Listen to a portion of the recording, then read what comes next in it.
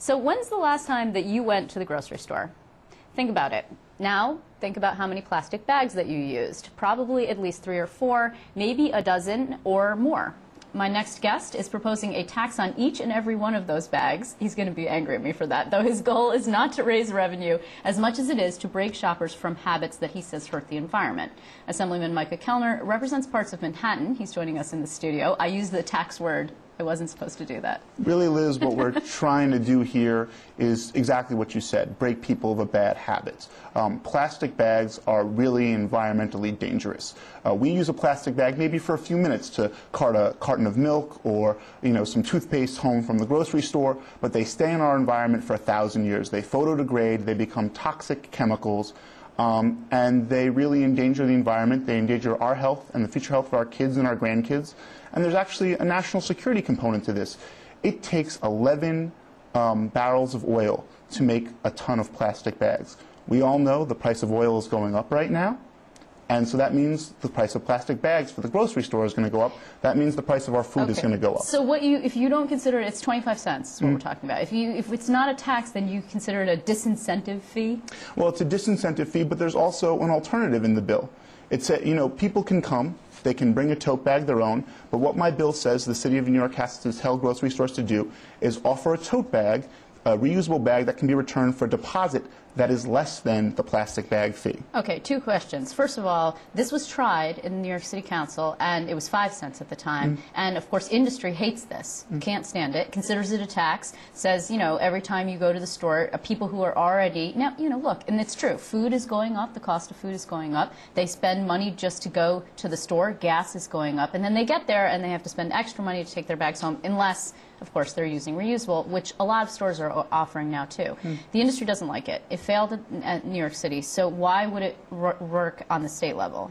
Well, this is actually a bill that just applies to the city. It doesn't apply. I think sometimes, people don't recognize what they're giving up. I was very sad when the city turned this down. Instead, they said, we're going to do a much more regressive tax. We're going to put a higher sales tax on everything, and I think that actually hurts low-income folks more. I think my bill is very fair. It actually has a provision for low-income folks. If you have food stamps, you're paying with food stamps, the tax doesn't apply to you. You can bring reusable bags. We've seen in other localities around the country that when you put a tax on plastic bags, the use of plastic bags goes way down. In Washington, D.C., in March 2009, that was the first month they had only a 5-cent tax on plastic bags.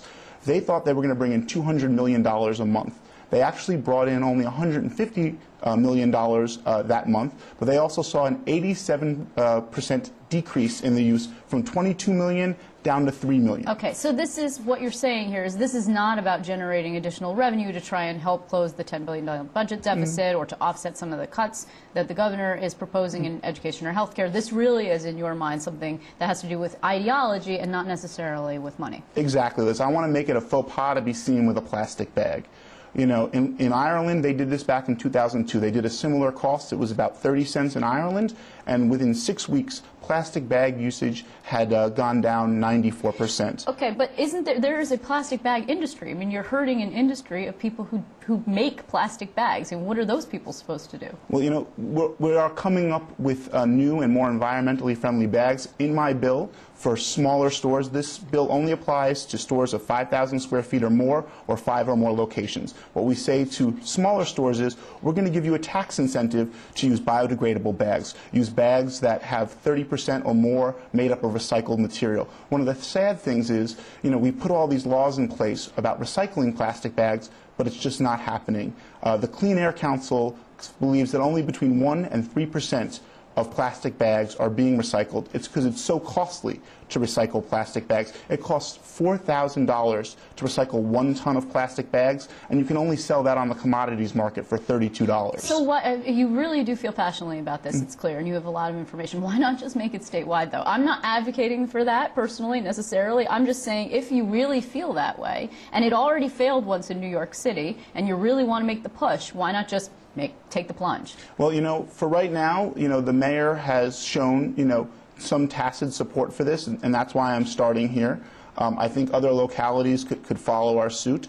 You know, if the governor said to me he was interested in this, I might look at making this statewide. But for right now, we're looking at it. You know, this is the bill as it is in this form. You know, bills get amended, bills get changed. We can easily make it statewide if there was an outpouring of support to make it statewide. What I would like to do is just ban plastic bags. In San Francisco, that's exactly what they did. They just banned plastic bags outright. Okay. I don't want to tax San Francisco is not New York.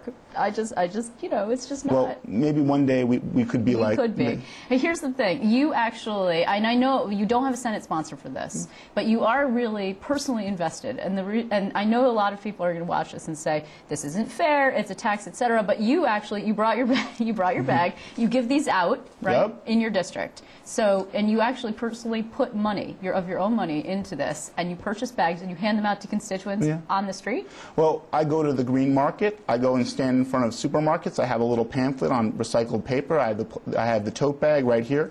It unfolds. You know, does it have your name on it? It does have my name on it, but to show you what a bad politician I am, Liz, my name is so small on it that when you put enough groceries in it, it ends up being the bottom of the bag. So it wasn't well designed in that way, but it carries about 30 pounds, and so I get no greater joy than when I go with my fiance on Saturday mornings to the green market by our house, seeing people carrying my tote bags, other people's tote bags, knowing that they come each and every day and they remember to bring their tote bags because they want to make sure our environment is in better shape. And I have to ask you, I'm sorry, the Times Union did a story about this. That's how I found out about it. And you were quoted as saying that you're like the Justin Bieber of tote bags. So I have to ask what you meant by that. Well, Mr. Velkin got my quote just ever so slightly wrong. I was suggesting that my tote bags are stylish.